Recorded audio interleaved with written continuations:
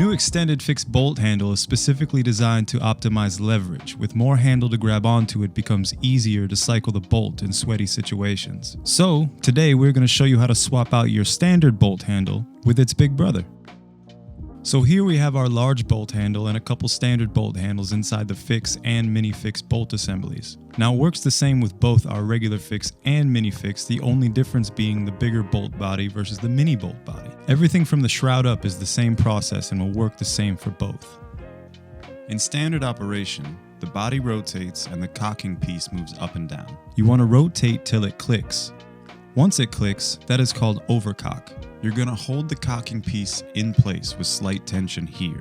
Rotate until the base of the handle is fully exposed. If you did it correctly, it will rotate all the way there. If you did it incorrectly, it will rotate and the base will not show all the way. Just stop, take a deep breath, grab another sip of beer, and try again. So hold the cocking piece in place. Rotate until the base is fully exposed. Apply pressure under the elbow of the handle. Wiggle it back and forth this way, pull it up, and she'll pop right out. Now take your new bolt handle, align the forks, wiggle it back and forth with even pressure, and in it goes. Now I know what you're thinking. What? I figured as much, so let's break it down. The engineering department was kind enough to ruin one of these shrouds so y'all can get a closer look inside. When you take the bolt out of the gun, the bolt handle should be in this position, the overcock position. Your bolt is up, your cocking piece is backwards.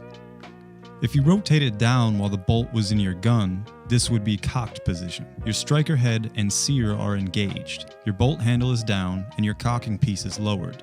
Rotate and push down the sear. That fires the gun.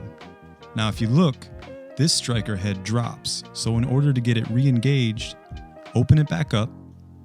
Now you're back in overcock and cocked.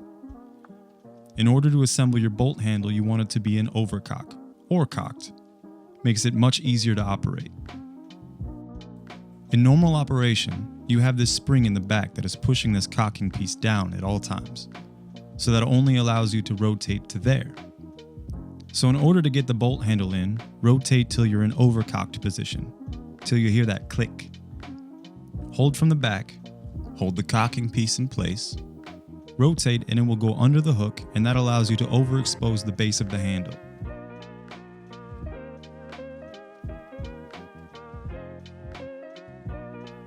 If you don't do it correctly, it will click down and stop you here.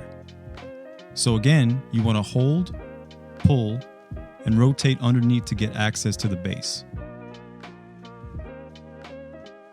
Let's talk about your wiggle technique. When removing your bolt handle, you're not going to just be able to pull it out straight.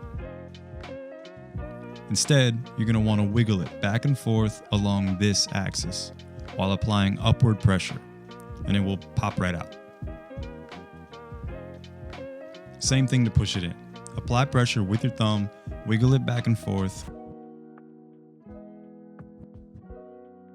and you're in. Good to go. Now some people might ask, what if I'm one of these idiots?